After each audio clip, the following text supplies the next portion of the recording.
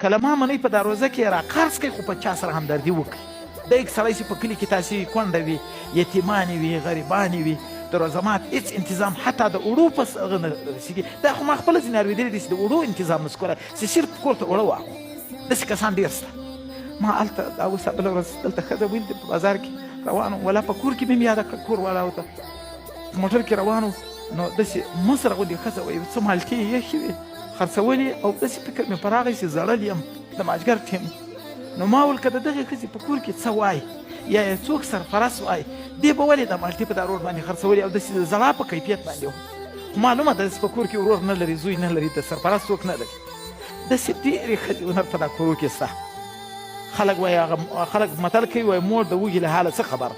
نو نن سبا یو په اویا ده په دی چا چې بیا خرچه وکړي چې هغه دومره محتاج وي چې د غریبۍ څخه شان خرڅوي په روډو باندې ناست وي، نو هغه به خدای پاک سړي ته ذریعه د جنت ګرځوي. وایي الله جنت هغه چاته ورکوي چې د الله له دوستانو سره کومک وکړي، چې ډېر غریبان دي او ډېر محتاج دي.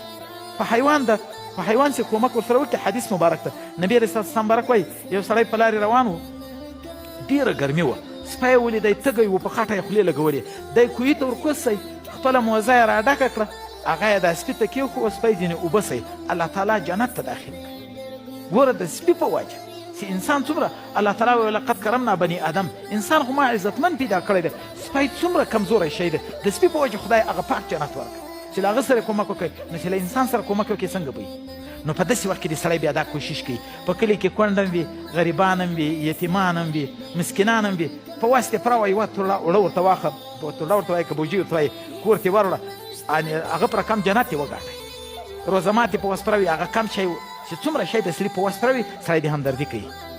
دا د یرموک په جنګ کې حضرت ابوجهم رضی الله عنه وایي زما د اکا زوی زخمي سوی و، ما یو بشکه اوبه راسره واخیستې، ور مې وړې مالدی به یا وچ کړي او یا به مخ و لاس به ور پرېمینځم.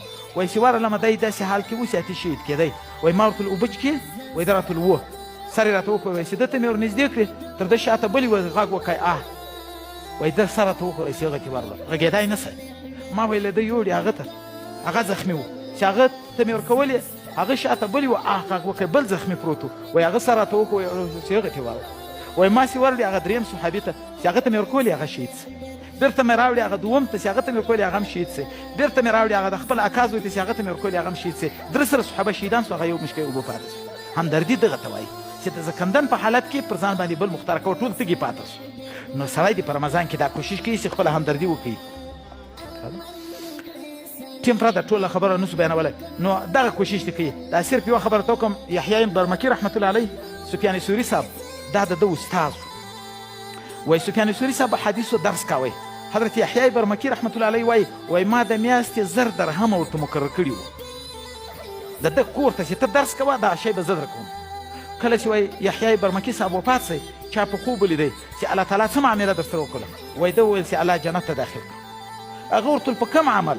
وایي ده ورته ما له سفیان ثوري صاحب سره په علم کې کومک کوئ، هغه دعا کوله، د هغه د دعا په برکت باندې خدای پاک جنت ته داخل کړه. نو کله کله په دا روزه کې دعا ډېره ښه ولګېږي، ځکه چې د چا ډېر دغه ضرورت وي تېور پرکې د دغه دپاره د حدیث په دغه ځای بس کومه، نور به بیا سبا بیا پسې بیان کړو چې څومره د سړي په وس پره وي په دا روزه کې دې سړی همدردي کوي له غریبانو سره.